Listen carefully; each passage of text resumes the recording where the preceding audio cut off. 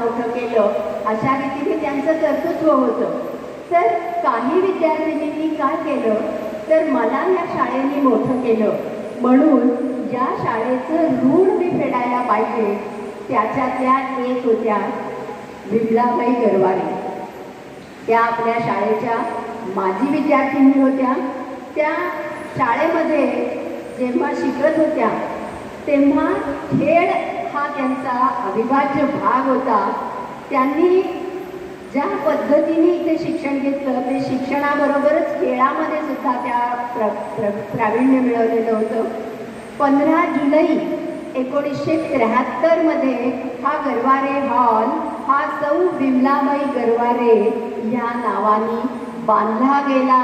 आणि नुसतंच बांधला गेला असं नाही तर त्यांनी इथे आपण त्याच्यानंतर अनावरण करणार आहोत. तिथेही दिसेल, तुम्ही जिन्यातून वरती चढून आलात तेव्हाही दिसेल की त्यांनी फक्त अभ्यास नका करू तर त्याच्याबरोबर खेळासुद्धा शरीरमाध्यम खलुधर्म साधनं हे जे त्यांना शाळेत शिकवलं गेलं होतं ते नुसतं त्यांनी पाठांतर केलं नाही तर ते प्रत्यक्षात उतरवण्यासाठी प्रयत्नही केला.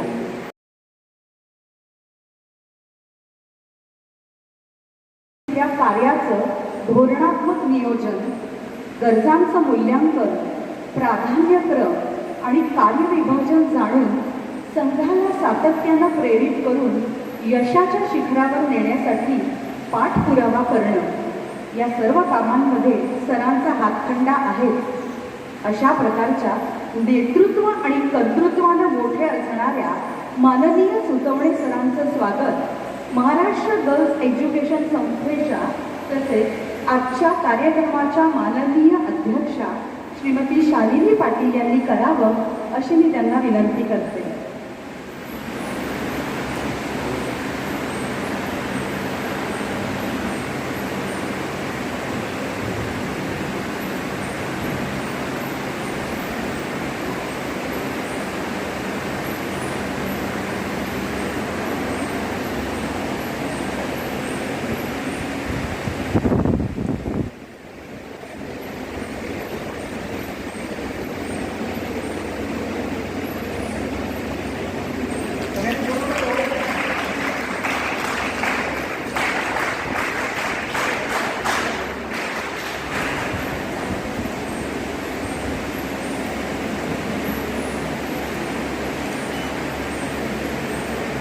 धन्यवाद.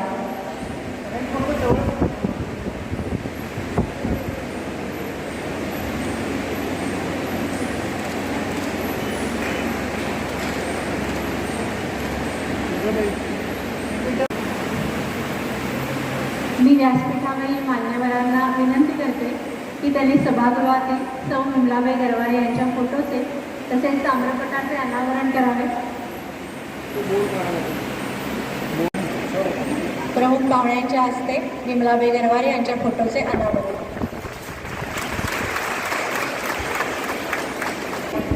महत् भाग्य मला लाभले आहे. या बॅडमिंटन हॉलच्या उभारणीमध्ये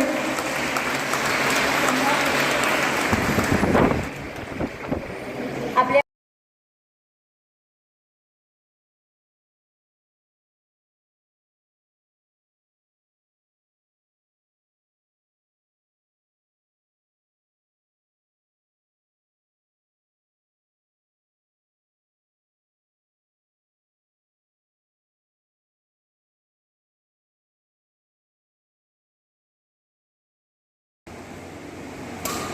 बॅडमिंटनमध्ये किंवा लॉन टेनिसमध्ये सुद्धा आपल्याला क्रॉस सर्व्हिस करणं गरजेचं असतं.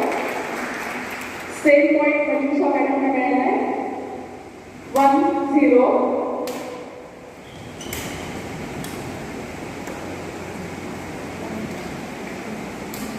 One all. आता सर्व्हिस जी आहे ती राधिका मॅडम करत आहे.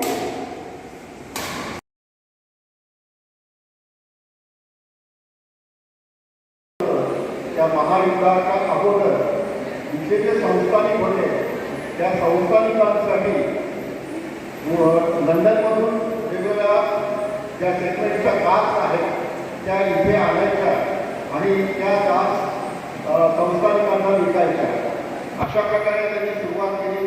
गॅरेजमध्ये काम केलं आणि गॅरेजमध्ये काम करत असताना एक ऑफर त्यांना आली होती आणि ती ऑफर म्हणजे ती गॅरेजची जागा आहे, ती जागा वालचंद हिराचंद यांनी ऑटोमोबाईल उद्योगामध्ये पदार्पण केलं होतं आणि त्यांना ती जागा हवी होती.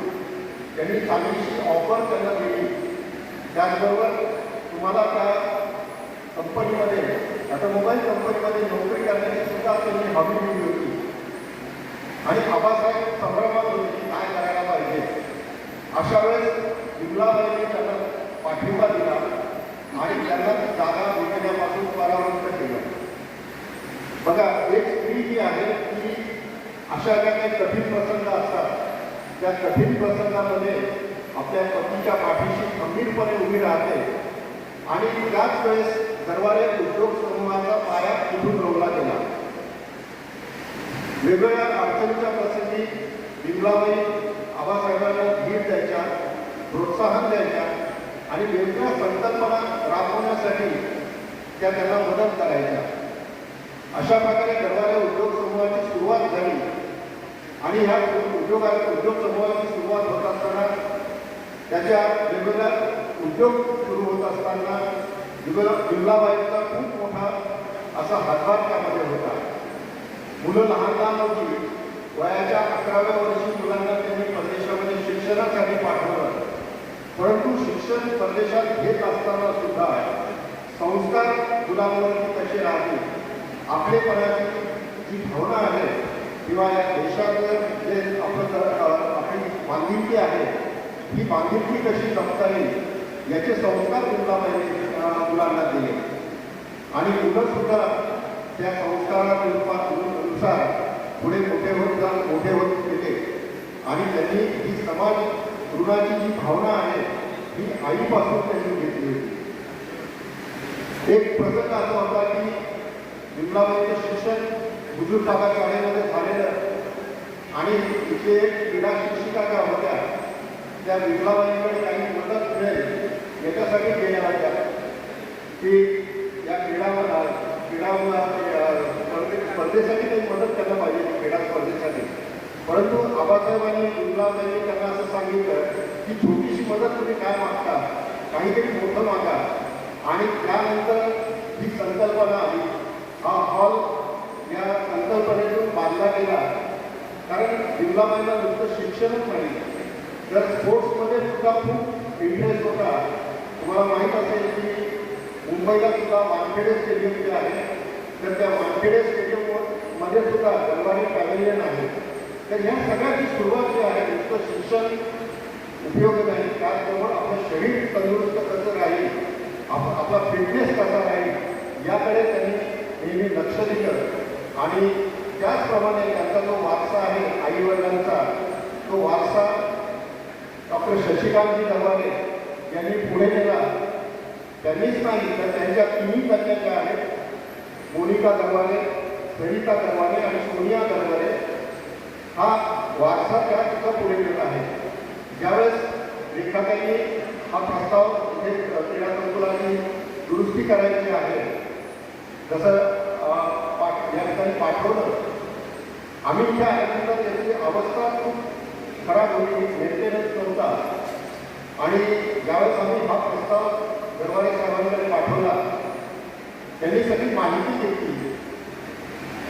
नुसती माहितीच नाही तर हॉल वरच्या बाजूला आहे आणि या हॉलला इमर्जन्सी एक्झिट आहे का हा पहिला प्रश्न त्यांनी विचारला की इन केस काही इमर्जन्सी झाली तर एकच बाजूने मुलं येतात किंवा जातात तर त्याच्यासाठी इमर्जन्सी एक्झिटसुद्धा असली पाहिजे आणि त्यानुसार इमर्जन्सी एक्झिटसुद्धा आपण या हॉलसाठी केलेला आहे.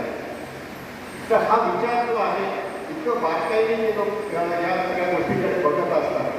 आणि एवढंच नाही तर आता जसं मॅडमनी सांगितलं की 14 जुलैला या ठिकाणी विमलाबाईंचा जन्मदिन असतो त्यावेळेस वेगवेगळ्या स्पर्धेचं या ठिकाणी आयोजन करणार आहे. तर निश्चित ही संकल्पना मी त्यांच्या कामावर टाकणार आहे आणि ते सुद्धा या संकल्पनेला पाठिंबा देईल अशी मी आशा व्यक्त करतो. मी पुणे शहरात महाराष्ट्र गर्ल्स एज्युकेशन सोसायटीचं मनपूर्वक ऋण व्यक्त करतो की त्यांनी एक संधी आम्हाला दिली आणि त्या संधीत काहीतरी चांगलं आपण या ठिकाणी करू शकलो. हा एक आम्हाला मनापासून मी त्या संस्थेच्या सर्व पदाधिकाऱ्यांना त्यांचे ऋण व्यक्त करतो. या हॉलमध्ये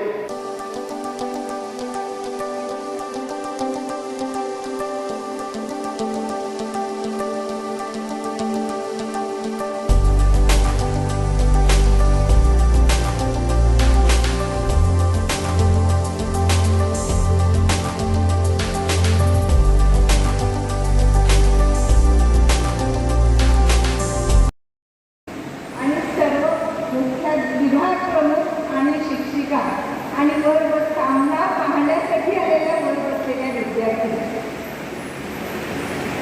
आता सुचवणी यांनी त्यांच्या भाषणातून सांगितलं की जिंकणाऱ्या खेळाडू पण होत्या आणि त्यातूनच त्यांनी या खेळाला प्रत्येक खेळाला त्यांनी प्रेरणा दिलेले खेळाडू कसे तयार होतील यासाठी विभागांना विविध प्रकारे त्यांनी मदत केलेली आहे. आणि हा 1983 रोजी झालेला हा आपला बॅडमिंटन हॉल जेव्हा मागच्या जूनमध्ये फक्त निमित्त झालं की त्यांच्या सुनबाई या ठिकाणी कॉलेजमध्ये भेटीसाठी आल्या होत्या आणि तेव्हा हा दुरुस्त त्यांनी पाहिल्यावर म्हणजे मी सांगते घरी की दुरुस्त करावा आणि तेव्हापासून सगळी सूत्र हरवली आणि या हॉलचा नवीन रूप दिसण्यामध्ये सुतवणे सर तुमचा सर्वात सर्व वाटा आहे. आणि तुम्ही आता तुमच्या भाषणातून सांगितले की मी वेळोवेळी तुम्ही बोलवा मी येईल आणि त्यामुळे आता भाषण करायला उभं केलं आहे मला, पण सगळ्यात बरोबरीच्या आहेत माझ्यासमोर बसलेल्या. आणि या क्रीडा संकुलाचं ज्यात उद्घाटन झालेलं आहे.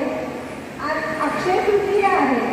3:30 मुहूर्ताचा एक मुहूर्त आहे आणि या क्रीडा संकुलामध्ये ज्या बॅडमिंटन स्पर्धा होणार आहेत वेगवेगळ्या त्यांचा कधीच क्षय होणार नाही आणि त्या इंद्राताई गरवारे क्रीडा संकुलाचं स्थान कीर्ती त्याचबरोबर या संस्थेची कीर्ती जगभर पसरेल अशी मी आपणास ग्वाही देते.